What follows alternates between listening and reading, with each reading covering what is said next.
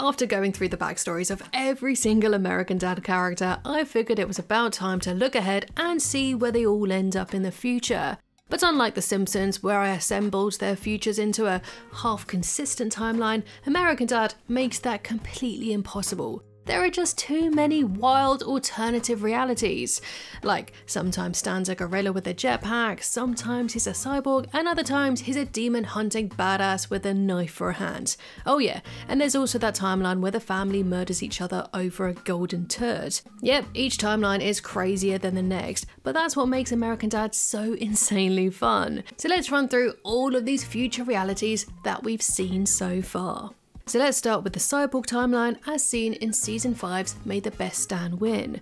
So Stan has taken Francine for granted as per usual. Stan, I feel like you've been taking me for granted lately. You take my pillow, you go to Hershey Park without me, you always put yourself first. He can't even follow through with simple promises like making her breakfast in bed.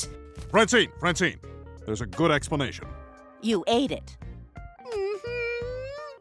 Francine is heartbroken, especially because she went all out and bought a joint coffin for the two of them to eventually rot in. Romantic, right? And then Stan tells her this. I'm gonna be turned into a cyborg after I die. A cyborg? Francine, it's till death do us part. At death we part. You go underground and I go shooting into the air, flying around like a crazy robot man. Franny is rightfully pissed off and kicks him to the couch, and realizing that he has been selfish, Stan tries to win her back with love coupons and tears up his contract to become a cyborg. But all of a sudden, a cyborg Stan from 1,000 years into the future smashes right into the room and tells him that he's on a mission and needs Stan's help. Stan, I've traveled back like 1,000 years, man. We need to talk about the future. In the future, the machines rise up and try to destroy the human race. I need to train you so you can stop it from happening. So yeah, turns out Stan didn't tear up the contract after all. Wait, this is the dishwasher warranty. The next morning, Cyborg Stan asks his old self to take apart all the appliances in the house, and while he's busy, Cyborg Stan whisks Francine away on the ultimate date. They go shopping, have dinner, and take a romantic flight through the sky. And yeah, this scene had me laughing so hard. So while Stan is preoccupied with his busy work, Cyborg Stan is busy becoming the perfect husband. They even cash in on all of Stan's sexy coupons. You two did the Tennessee log jammer. Where are the other two guys? And did you at least put my ladder back? So the twist is that Cyborg Stan didn't come back to stop an apocalypse, he just wanted Francine back. But just as he was about to lose her to his future self, Stan begs for another chance, saying he'll do the perfect date day tomorrow. But Cyborg Stan sabotages it by changing his alarm clock, so Francine ends up going to Hershey Park with Cyborg Stan instead, thus leading into the two Stans throwing it all down in an epic fight. And the real Stan finally realizes how terrible of a husband he's really been. If it takes 1,000 years of loneliness and misery for me to finally understand how to treat you, then so be it. Francine ends up ripping the cyborg contract herself, and Stan kicks his metal future self right into a vat of boiling cocoa. We then cut to the year of 2067 to reveal that Stan and Francine will be buried together, which I guess is a little morbid, but it's sweet in its own way. But yeah, I do like that even 1,000 years into the future, Stan never truly gets over losing Francine. Yeah, he can be a total jerk at times. Okay, most times. But he always does the right thing in the end, even if it does take him 1,000 years to figure it out. But while Stan turned his back on his wife in that future, there's another reality where she does the same to him. But the big difference is that there's no cyborgs. But there are robots, because if you're making a future episode of any cartoon, robots are basically mandatory. So in season 6's Heartbreak Hotel, Francine hit her breaking point with her boring daily routine of taking care of her family. Then Roger lets loose some deadly gas in the house, forcing the family to stay at a fancy hotel for the week. But while there, Francine takes on a new identity, calling herself Sarah, and lands herself the CEO position of a concrete company. She then leaves her family behind to start a fresh new life in Portland, Oregon. We then jump 10 years into the future where Franny is super rich and successful and gets freaky with her own robot assistant. But you weren't complaining last night when I spent the better part of 2 hours eating your butt. When she flies back to Stallben, she stops by her old house to find her family has moved on without her, and Stan has even got remarried. Unhappy with the choice that she made 10 years ago, she somehow travels back in time to stop herself from making that same mistake. This brief glimpse into Francine's future shows that despite her successful career, she was never truly happy. She felt empty without her family, because although they may drive her crazy at times and the routines of being a wife and mother can be very monotonous, she realises she's far happier with them. Ultimately, she finds the balance at the end between caring for herself and taking care of her family. And from that moment on, Francine made Thursday her day. A day to do whatever she pleased. Next up is the Rapture timeline as seen in Season 6's Rapture's Delight. It's Christmas and the Smiths go to church, and Francine manages to sneak Stan inside a janitor's closet for some festive fun. But while they're getting frisky, everyone else gets raptured up to heaven. It's the end of the world, and we've been left behind! Oh my God! Steve and Hayley make it to heaven and each get their very own paradise. And for Steve, that means a hot woman riding a unicorn that craps out hamburgers. Pepper jack cheese. It's my heaven. Back on Earth, Jesus has returned to wage a war against the Antichrist. And seeing this as his ticket out of there, Stan tracks him down and begs him to be raptured. Jesus agrees, which means leaving Franny all alone, so she dumps his selfish ass, but it turns out this guy wasn't Jesus after all. You're not really Jesus, are you? So Stan ditched his wife and all he got in return was a face full of penis. Not a great trade. So while Stan is dealing with, well, all of that, Francine heads to a diner and hits it off with the real Jesus. Can you believe it? Jesus thinks I'm good enough for him. Goodbye, Stan. And you know, I'm noticing a common theme here with these future-themed episodes, where it obviously seems to revolve around the characters taking their family for granted. So, fast forward 7 years, and the Earth's been ravaged by the Holy War. Stan's been through hell. He's blind in one eye, missing a hand, and working as both a demon hunter and a notary, which is a very, very dangerous combination. Jesus tracks him down and asks him for his help with one last mission. Francine, the Antichrist got her. Stan accepts, but only if it means that he can be raptured. I only noticed this on rewatch, but notice how Klaus has been stuffed and mounted on a plaque like a hunting trophy. The poor guy can't even catch a break in the future. I just want to say that this episode is visually stunning. The art direction is fantastic, I love the use of reds, and overall it's just gorgeously animated. The music is also a big standout with this awesome kind of techno vibe. It's a great episode. It's a trap! So Jesus and Stan track down Roger, who's trying to fix his spaceship, but his ship can't fly without precious metal. And luckily, it just so happens that Jesus has the golden turd. And yes, I will be going over the cursed golden turd future later on in the video, but for now, let's focus on this one, where they use it to power the ship and crash into the building where Francine's been held prisoner by the Antichrist. Oh, Stan! Don't get any ideas, doll. I'm just in this for the rapture. And just as the Antichrist shoots at Jesus, Stan jumps and takes the bullet for him. And as he lies dying in Francine's arms, he reveals that he only wanted the best for her, even if that means being with Jesus. I wish I could go back and change the man I was. You're the best, so you deserve the best. His sacrifice is pure selfless love, and because of that, he's finally raptured. And with heaven granting him whatever he wants, he wishes for an eternity for Francine. Honey, I'm wearing my new dress. How do I look? Definitely not like a whore, baby. It's crazy how Rapture's Delight manages to pack in demon battles, the apocalypse, and even Jesus as an action hero, but at its heart, it's surprisingly a heartfelt love story. It's easily one of the best American Dad episodes. So you might have noticed that all three of these futures we've seen so far get wiped clean by the end of the episode, and that reset trend sticks around in a few of the upcoming episodes that I'm about to dive into, like in the Gorilla Timeline. In Season 9's the longest distance relationship, Jeff's been stuck in space for a whole year after Roger tricked him and blasted him off in a spaceship. And during that time, the poor guy's been stranded at a space mall and has been trying to find his way back home ever since. Meanwhile, Hayley is so hung up on Jeff that she becomes depressed. I'll never forget Jeff. But that's until she meets a handsome man named millionaire Matt Davis, who basically sweeps her off her feet, and Hayley is finally happy again, right up until she gets in contact with Jeff. Using a radio, Jeff promises Hayley that they'll reunite, and true to his word they do, but it just takes him a few decades longer than he expected. I knew you'd come.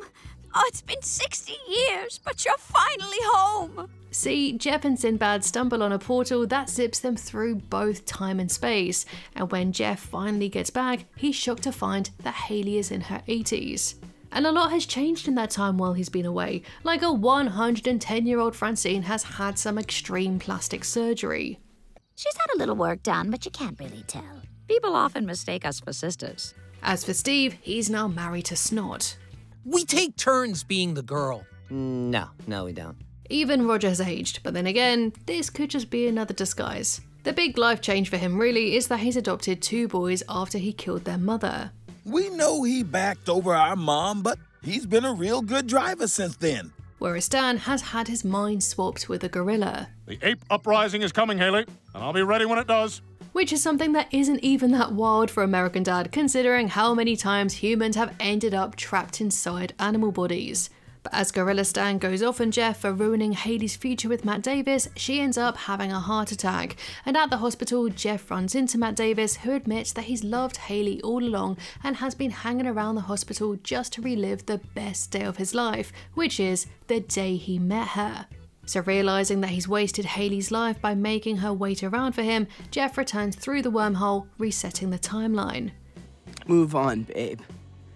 I release you. Just like in the other future-themed episodes, Jeff, much like Stan, decides to stop being selfish and actually put his partner first. Let's move on to the popular Steve timeline, as seen in season 11. When Steve and his friends try to get into a party, they get egg on their face. Literally. So a mysterious janitor tells them to throw their own party. Sounds to me like you boys deserve your moment of being cool.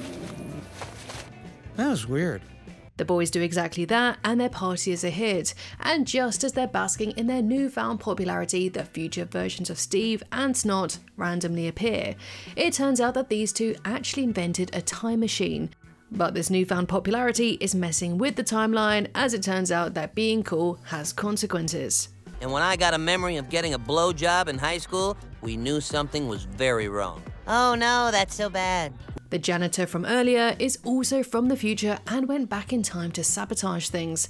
And if you're wondering what happened to Toshi and Barry in the future, well, Toshi will stop talking to them after high school and Barry will die in a Formula 1 accident. Despite their successful future, Steve messes everything up by making out with a hot girl and becomes even more popular. And this totally changes the timeline, and future Steve turns into a ripped Chad. How many girls have you had sex with? How many girls haven't I had sex with? 0. I'm awesome! Sheets! Snot tries to fix the timeline by making out with a hot girl too, but it goes horribly wrong and his future updates him into being a deranged convict who may or may not be a cannibal. Does your basement have, like, one of those drains in the floor? To correct this, Snot talks to a girl and smokes, but this changes everything. My master said I needed a new sex hole. So he switches his tactics and shows off his magic tricks, but that only makes things a whole lot worse. They then realise what made their original future so great was not the parties or the popularity, it was their friendship.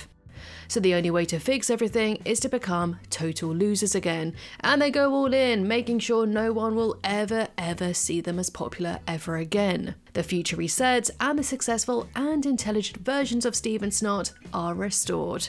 And before the episode ends, we see the future versions returning to their timeline, only to be greeted with even older versions of themselves. Stop yelling at the kids! And while we're talking about Steve, we've probably seen more of his future than any other character. Like in season 13's The Mural of the Story, where we flash forward 20 years and Steve is now a university lecturer and is married. And in Brave New World from season 15, we see an even older Steve still working as a science professor. And then in the episode The Funniest Games from season 13, the story jumps to the year 2108, and Steve is still wearing the same glasses that he wore in the Unicolid, which is a nice visual hint that these episodes could be all connected. Like I said before, these timelines are all over the place, but the one thing that mostly stays the same is the fact that Steve almost always ends up with a bright and successful future, and I love that for him. So let's move on to the 200 timeline, as seen in season 11's The 200. During a school tour of the Langley Quantum Lab, Roger, who's posing as a 6th grade student, climbs into a collider tunnel. This triggers a massive explosion that splits Roger's personas and causes an apocalypse. And Stan, who was in South America when everything went down, returns to find that Langley Falls has become a wasteland, so he visits his ruined home and bumps into Principal Lewis. And as they warm themselves by the fire, Stan shows off his shredded new body that's covered in tattoos. Ooh, sexy. And this is why I love these future episodes. No, not because we get to see a buff Stan, but we get to see him depart from his usual uptight suit and tie self. It's always fun watching him out of his element. Anyway, Lewis is now a cannibal, and just as he goes in for a nibble, Stan escapes and bumps into Greg, who reveals he knows where his family went. Which is just before Lewis slices off his leg. All I wanted was a taste. We're cool now, so be cool. It turns out that his family have gone to a safe zone called New Haven, and while on the road, he bumps into Roger, and when they arrive at New Haven, Lewis suddenly appears and takes Greg's other leg before imprisoning them all. And while being taken away, Stan reflects on how he took his family for granted. See ya. Wouldn't want to be ya. Those are the last words I ever said to them. And just before Lewis can eat them all, Hayley and Steve show up to save the day. They're total badasses now. Hayley now has a falcon, and Steve has a finely knit blanket. Little Steve! That took me 3 months to knit! And just as the cart is about to fly off a cliff, he's saved by Franny, and finally reunited, Stan tells his family this. I would like to see you, and I would want to be you. Is that what you wanted to say? Don't rush me, there'll be plenty of time for that later. But just when it looks like the Smiths are finally safe, Lewis returns and he's brought back up a whole tribe of cannibals led by King Bullock. It's time we feast. Take them. Before they become the evening's main course, the 200 Rogers appear, and just when it looks like the Smiths are going to be caught in the middle, they're saved by Jeff riding a flying mutated Klaus. Which honestly is a very awesome visual. The episode then cuts to 20 or so years into the future, with Stan telling this story to the next generation of kids living in the New Haven colony. So yes, this was once again another future-themed episode where Stan takes his family for granted and realises the error of his ways. And I'm not complaining, because it's a common theme throughout American Dad within regular episodes too. But out of all of the futures, including the others that I'm about to get into, this is my favourite version of the Smiths' future. It just looks so peaceful and everyone seems very happy, and they're all living together in paradise. Hell, even Klaus looks so happy, unlike the next future that I'm about to talk about. The Klausless timeline. In season 14's No Weddings and a Funeral, the Smiths are doing what they always do, tormenting Klaus for laughs. But this time, he's had enough. He finally snaps and moves out. I'm leaving forever! One day you'll all regret how you treated me! As it turns out, without having a punching bag around, the family falls apart. Because when we jump 15 years into the future, Stan's unemployed and let himself go, Francine has married Toshi, and Roger's gone public and is no longer in hiding. Oh yeah, and Steve is a tech billionaire, and Hayley is living a suburban life married to Jeff and has 6 kids. As I've said before, Steve's future is pretty consistent with what we've seen before. But he is still that awkward, horny boy underneath all those muscles, and we know this because he's built himself a sex robot. Would you like to jerk me off? Wait, you do him? Like mother, like son, I guess. As for Hayley, and I've mentioned this in her Love Live video, but seeing this once rebellious, free-spirit, anti-conformist feminist woman now rocking this suburban mum look with some high-waisted jeans and a massive family is just weird. And although there's nothing wrong with this lifestyle, it just feels weird for Hayley. Still, I guess it could be argued that it's realistic, because rebellious teens eventually grow up and your priorities definitely change. And she doesn't seem unhappy at all because she has such a loving family. Well, except for one of her kids who may or may not murder them all in their sleep. I hope you like it. pulled the skeleton out all by myself. But hey, that's an issue for future Hayley. Anyway, to cut a long story short, they're brought back together for Klaus's fake funeral, because yes, he faked his own death to get the family's attention. They all reunite, only to be tricked into one last Klaus trap. He shrinks them down and sticks them inside a robotic fish body. They eventually come to the realization that Klaus was the glue that binded them all together. This was just another lightning rod episode that's very similar to Family Guy's Seahorse Seashell Party, and by the end of it, Stan and Francine get remarried and the family are back together. I'm the glue, baby! Now, being the Smith's punching bag isn't the only fate awaiting Klaus. Eventually, he finds himself back in a human body. In season 2's of Ice and Men, the episode begins in the futuristic year of 2045, which, by the way, is only 20 years from now. And when this episode originally aired in 2006, that future was 39 years off. Christ, I feel old. Anyway, the terrifying thought of passage of time aside, we see Klaus as an old man telling a story to his grandchild. There's absolutely no explanation for how he gets his human body back, but honestly, I'm just happy he eventually gets his happy ending. Whoa, whoa, whoa. You were a fish? Oh, yeah, that. So now let's look into what I call the Golden Turd timeline. This whole saga started all the way back in the 6th episode of the first season, which is when Roger dropped a glittery bedazzled poop. From there, it set off a chain of events that were completely unhinged, super violent, and way more cinematic than it had any right to be. The Golden Turd storyline just shows up randomly throughout the series, and every time it does, it just hits you out of nowhere. Now, weirdly, I have a whole script all about the Golden Turd story that's been collecting dust on my hard drive for years, so maybe it's finally time that I brought out my own video. But for now, let's focus on the conclusion of the saga, which is hands down the darkest timeline yet. At the end of the season 15 episode 300, Steve Harvey gets his hand on the cursed Golden Turd, but before he can do anything with it, Stan takes him out and promises to destroy it for good. We then jump 20 years into the future and Stan is living a quiet life in some small town, hiding under a fake name. But that peace doesn't last very long because Steve tracks him down and demands the Golden Turd. Stan plays dumb and says he got rid of it, but Steve is done playing games and beats his head with a tire iron. Steve tears Stan's place apart and eventually finds the Golden Turd, but just as he's leaving, Hayley comes from out of nowhere and plows him with a truck, as she snatches it from his cold dead hand. But soon enough, Francine shows up and takes Hayley out with a clean shot, and just as she's finished off with Hayley, Stan arrives and they battle over it, before she then shoots him in the head with a nail gun. But her scarf gets caught in a table saw and she chokes to death. Then Roger and Klaus show up, and after seeing the carnage, one of his tears lands on the Golden Turd and suddenly he sees a vision of the past, the moment he originally pooped it out. He uses it to tell his younger self to hide it so nobody ever finds it again. And just like that, the present is reset and the dark future is completely erased. And thank goodness, because this future is straight up depressing. It's hands down one of the darkest moments in the entire show. What I love about the future episodes of American Dad is that they aren't handcuffed to a singular future. It's kind of a pick and choose your own outcome approach. Unlike The Simpsons, where many of the future storylines have upset fans, like Bart being a deadbeat in several of them or Lisa being stuck in an unhappy marriage, American Dad doesn't take his future episodes too seriously. And by constantly resetting some of these futures, the show gives itself the freedom to have fun and explore wild, unexpected directions for its characters. And for the ones that don't reset, you can choose to see these as alternate realities, which is smart because the writers know they'll never satisfy everyone when they jump into the future and show how the characters end up. There's just too many expectations there. And so that is every single American Dad episode set in the future. What's your favourite timeline and what show should I cover next? Let me know in the comments below, and I'll see you in the next one.